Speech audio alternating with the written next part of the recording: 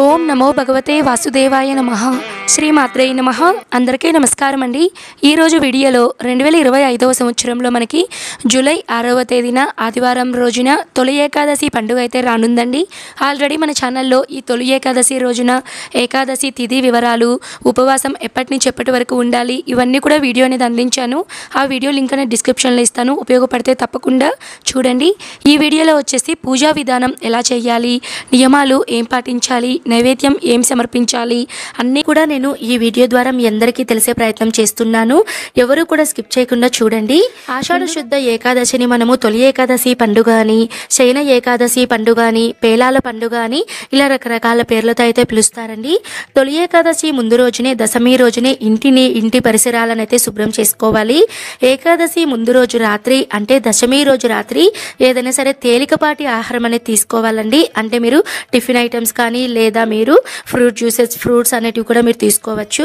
ఏకాదశి రోజున తెల్లవారుజామునే నిద్రలేచి స్నానాది కార్యక్రమాలన్నీ చేసుకొని తర్వాత ముందుగా మనము పిండి దీపాలను అయితే సిద్ధం చేసి, ఈ రోజు ప్రత్యేకంగా మనము శ్రీ మహావిష్ణువుని లేదా లక్ష్మీనారాయణుల ఫోటో ఉన్న లేదా కలియుగ వైకుంఠ ప్రత్యక్ష దైవం అనేటువంటి వెంకటేశ్వర స్వామి ఫోటో ఉన్నా కూడా మీరు పూజలో పెట్టుకొని పూజ చేసుకోవచ్చండి. ఈ తొలి ఏకాదశి పండుగ రోజున ప్రత్యేకంగా మనము పిండి దీపాలను అయితే పెట్టుకోవాలండి.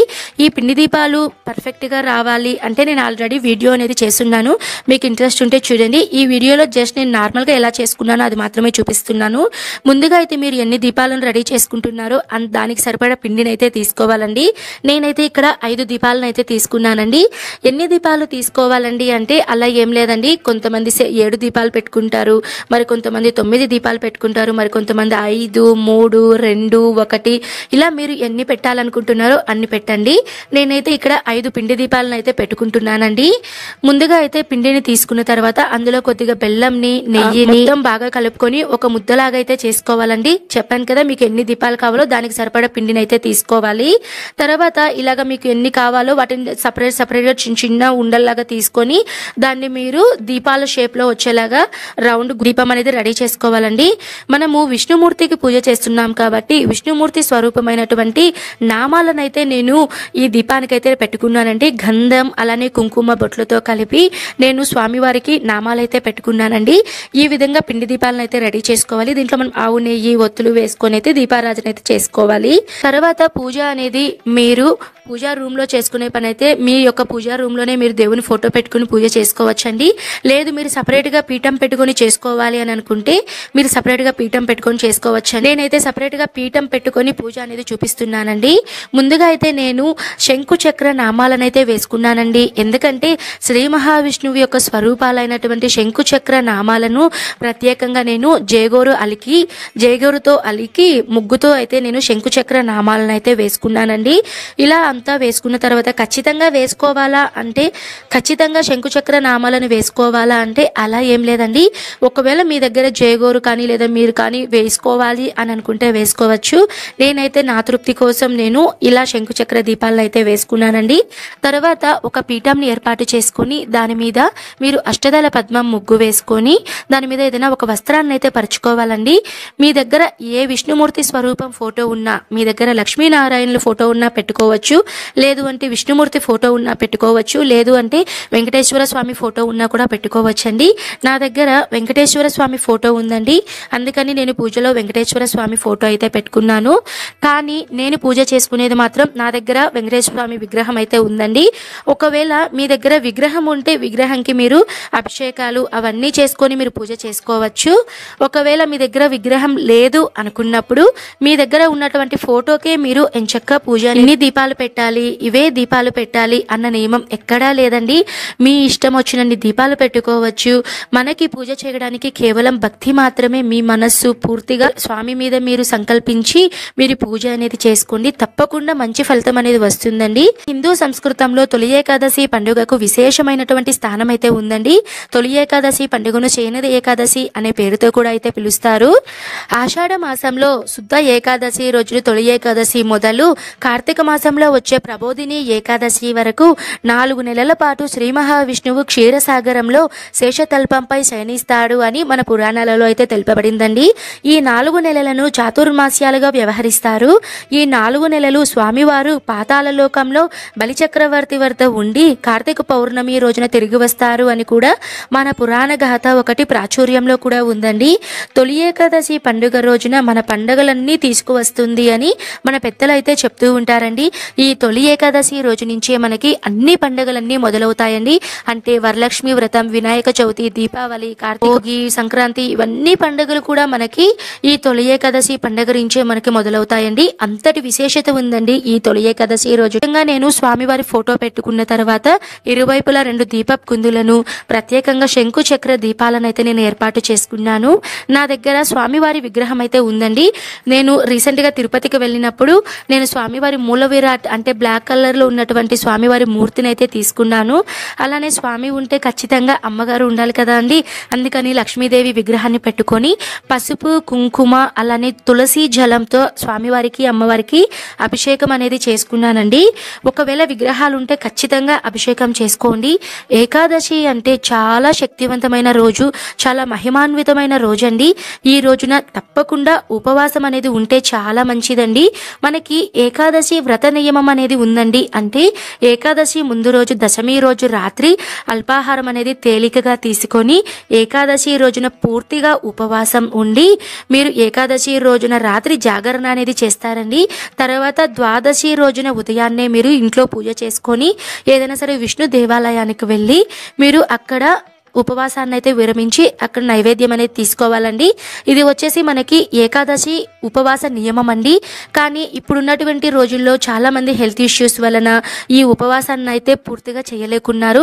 అలాంటి వాళ్ళు నక్తం అని మనం ఉపవాసాలుగా మనకి విడివిడిగా అయితే చెప్తూ ఉంటారండి. అంటే ఉదయం నుంచి మధ్యాహ్నం వరకు మనం ఉపవాసం ఉండొచ్చు, లేదు అంటే పూజ చేయలేదు అనుకున్నప్పుడు మీరు ఉదయం నుంచి రాత్రి వరకు మీరు ఉపవాసం ఉండి రాత్రి మీరు ఏదైనా సరే లైట్ ఫుడ్ అనేది తీసుకోవచ్చండి. ఈ విధంగా కూడా ఉపవాసం అనేది ఉండొచ్చండి. అది మీరు చెయ్యగలను అని అనుకుంటే దాన్ని బట్టి చేసుకోవచ్చండి. ఈ రోజు మరొక ముఖ్య నియమం ఏంటంటే అన్నంతో చేసిన పదార్థం అనేది తినకూడదు అని మన ఏకాదశి పురాణ మహత్యంలో అయితే తెలుపబడిందండి. మరి ఈ రోజు ప్రత్యేకంగా పేలాలతో అంటే జొన్నలతో కానీ మొక్కజొన్నలతో కానీ పేలాలను తయారు చేసుకొని దాంతో పిండిని చేసుకొని బెల్లం అనేది వేసుకొని పేలాలను లడ్డులుగా చేసుకుంటారు. అలానే పేలాల పిండి అలానే పెట్టుకొని స్వామివారికి నైవేద్యంలో పెడతారు. కుదిరితే ఈ రోజు తప్పకుండా స్వామివారికి పేలాలతో మీరు నైవేద్యం పెట్టడానికి ప్రయత్నించండి. పిండి దీపాలను అయితే నేను పూజలో ఏర్పాటు చేసుకున్నానండి. ఇందులో నువ్వుల నూనె పోయాలా, ఆవు నెయ్యి పోయాలా అంటే మీ దగ్గర ఏ నూనె ఉంటే ఆ నూనె పోసుకొని మీరు పూజ అనేది చేసుకోండి. నేనైతే ఇక్కడ 5 దీపాలను తీసుకొని పువ్వొత్తులు ఉంటాయి కదండి, గుండు ఒత్తులు, అవి వేసుకుంటే మనకి దీపాలు అనేటివి ఎక్కువసేపు అయితే వెలుగుతాయి. అలానే నూనె అనేది మనము మధ్యలో ఒక్కొక్క స్పూన్ కొద్దిగా మనం పోస్తూ ఉంటే మనకి దీపాలు అనేటివి తొందరగా కొండెక్కవండి. ఇలా దీపాలన్నిటిని సిద్ధం చేసుకున్న తర్వాత మనం చేసేటువంటి పూజలో ఎటువంటి విఘ్నాలు కలగకుండా ఉండేందుకోసం ఆదిదేవుడు విఘ్న నివారకుడు ఆ గణనాథుడిని అయితే మనం పూజించుకోవాల్సి ఉంటుందండి. మీ దగ్గర గణపతి ఫోటో ఉన్నా, విగ్రహం ఉన్నా లేదా ఏమీ లేదు అనుకున్న వాళ్ళు చిన్న పసుపుతో కొద్దిగా చిన్న గణపతిని చేసుకొని గంధం, కుంకుమ, పసుపు, అక్షింతలు, పుష్పాలు ఇలా పంచోపచార పూజ అనేది చేసుకోవాలండి. మీకు కనుక షోడశోపచార మంత్రాలు తెలిస్తే చేసుకోవచ్చు, లేదు అంటే మీరు పంచోపచార పూజ అనేది చేసుకోవచ్చండి. తర్వాత గణపతికి మీరు నైవేద్యంగా చిన్న బెల్లం ముక్కనైతే పెట్టాలి. పూజ అంతా అయిన తర్వాత మీరు స్వామి అమ్మవార్లకైతే పూజ చేసుకోవాలండి.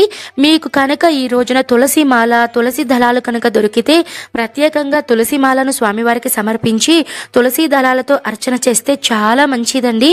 ఎందుకంటే తులసి అంటే స్వామివారికి చాలా ఇష్టం కాబట్టి తులసి దళాలతో పూజ చేస్తే అతి శీఘ్రంగా స్వామివారు సంతృప్తి చెందుతారు అని అయితే చెప్తారండి. చాలా మంచిది కూడా. కాబట్టి ఈరోజు కుదిరితే తులసి ఆకులను తెచ్చుకోండి. ఒకవేళ దొరకకపోతే అక్షింతలతో కానీ పుష్పాలతో కానీ మీరు స్వామివారికి పూజ అనేది చేసుకోవచ్చు. స్వామివారికి అయితే నేను అర్ఘ్యపాద్యాలను, ధూప దీప నైవేద్యాలను అలానే తులసి దళాలతో అష్టోత్తర శతనామావళి మంత్రాలను తర్వాత అమ్మవారికి పూజ అనేది చేసుకున్నానండి. పద్మావతి అమ్మవారి అష్టోత్తరాలు అలానే లక్ష్మీదేవి అష్టోత్తరాలు, ఎందుకంటే స్వామివారికి 2 భార్యలు కాబట్టి అమ్మవారి యొక్క మంత్రాలు చదువుకుంటే చాలా మంచిదండి. స్వామికి చేసి అమ్మకి చేయకుండా ఉంటే అమ్మ అలుగుతారట అండి. అందుకని స్వామికి పూజ చేసిన తర్వాత అమ్మకు కూడా మీరు కొద్దిగా కుంకుమతో లేదా చిట్టి గాజులతో జువ్వాది పొడితో ఇలా మీ దగ్గర ఏవి ఉంటే మంగళకరమైన వస్తువులు ఉంటే అమ్మవారికి మీరు అష్టోత్తర శతనామావళి పఠించండి. నేనైతే కుంకుమతో అయితే పూజ చేసుకున్నానండి. ఈ రోజు పూజలో ప్రత్యేకంగా నేను కుబేర కుంచాన్ని అయితే ఏర్పాటు చేసుకున్నానండి. ఎందుకంటే లక్ష్మీదేవి స్వరూపం కదా అండి, కాబట్టి నేను కుబేర కుంచాన్ని అయితే నేను ఏర్పాటు చేసుకున్నాను. అలానే తులసి తీర్థం కూడా నేను సిద్ధం చేసుకున్నానండి. ఒక చిన్న బౌల్లో మంచినీటిని తీసుకొని అందులో తులసి దళాలను వేసుకొని పూజ అంతా అయిన తర్వాత ఆ తులసి తీర్థాన్ని ప్రతి ఒక్కరూ కూడా సేవించవచ్చండి. ఇలా నేను స్వామి అమ్మవార్లకి పూజ అంతా చేసుకున్న తర్వాత స్వామివారికి మంగళహారతి అనేది సమర్పించి చివరిగా పంచహారతులతో ఇదండి ఈ వీడియోలో తొలి ఏకాదశి రోజున పూర్తి పూజా విధానం ప్రతి ఒక్కటి క్లియర్గా తెలియజేశాను కదండి. మీకు ఈ వీడియో బాగా ఉపయోగపడింది అని అనుకుంటున్నాను. ఉపయోగపడితే తప్పకుండా లైక్ చేయండి. నేను మరో మంచి వీడియోతో మీ ముందుంటానండి. సర్వే జన సుఖినో భవంతు. స్వస్తి.